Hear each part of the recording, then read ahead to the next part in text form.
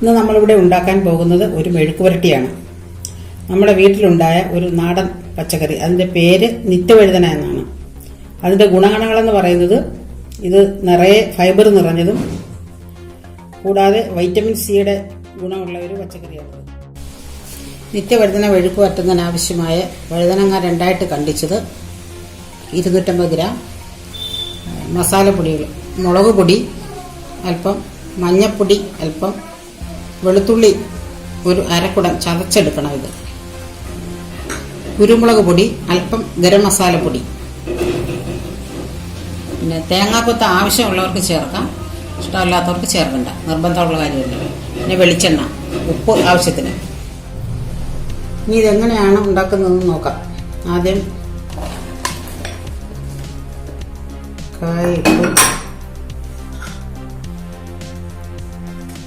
മുളക് പൊടി, മഞ്ഞൾപ്പൊടി, ഗരം മസാലപ്പൊടി, വെളുത്തുള്ളി കുറച്ച് ചതച്ചിട്ടാൽ മതി, തേങ്ങാക്കൊത്ത്, ഇതെല്ലാം കൂടെ ചേർത്ത്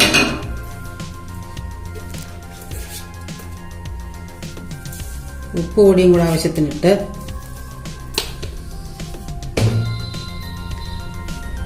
വെള്ളം ഒഴിച്ചു കൊടുക്കണം. ഇതിന് അല്പം വേവുള്ള പച്ചക്കറി ആയതുകൊണ്ട് ഇതിന് സ്വല്പം വെള്ളം ഒഴിച്ചു കൊടുക്കണം.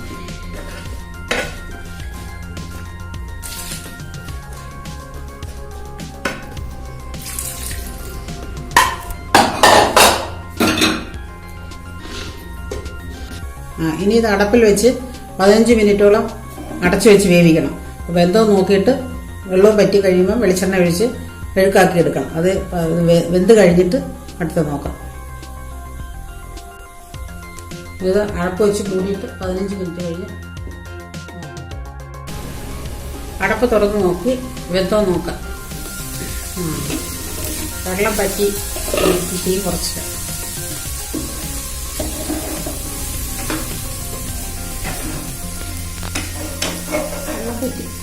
വെള്ളം പറ്റി വെന്തിട്ടുണ്ട്.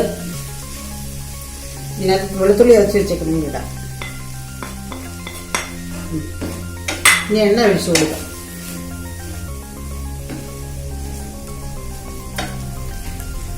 വെളിച്ചെണ്ണയാണ് ഒഴിക്കുന്നത്.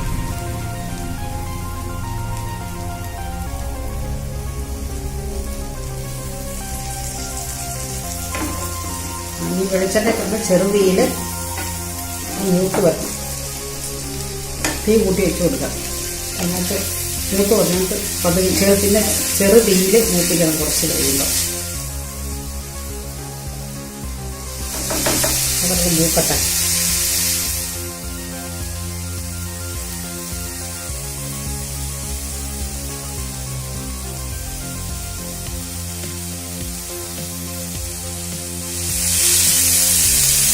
തീ കുറച്ച് കുറച്ച് നേരം കൂടി ഇങ്ങനെ കിടക്കണം.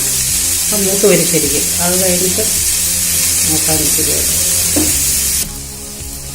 വെളുത്തുള്ളി ചതച്ചിട്ടതിൻ്റെ മണവും ഒക്കെ വരുന്നുണ്ട്. ഏകദേശം മൂത്ത് തുടങ്ങിയിട്ടുണ്ട്. ഇത് അല്പം നേരം കൂടെ ഇങ്ങനെ ചെറുതീയിലിട്ട് മൂപ്പിച്ചെടുക്കാം. മിക്കവാറുള്ള വെളുക്കുട്ടികൾക്കെല്ലാം അല്പം വെളുത്തുള്ളി ചതച്ചിട്ട് അതിനൊരു പ്രത്യേക മണവും ടേസ്റ്റും ഒക്കെ കിട്ടും. നിത്യവഴുതനയുടെ മെഴുക്കുവരട്ടി ഇവിടെ റെഡി ആയിട്ടുണ്ട്. നമുക്കിത് സെർവ് ബൗളിലോട്ട് മാറ്റാം.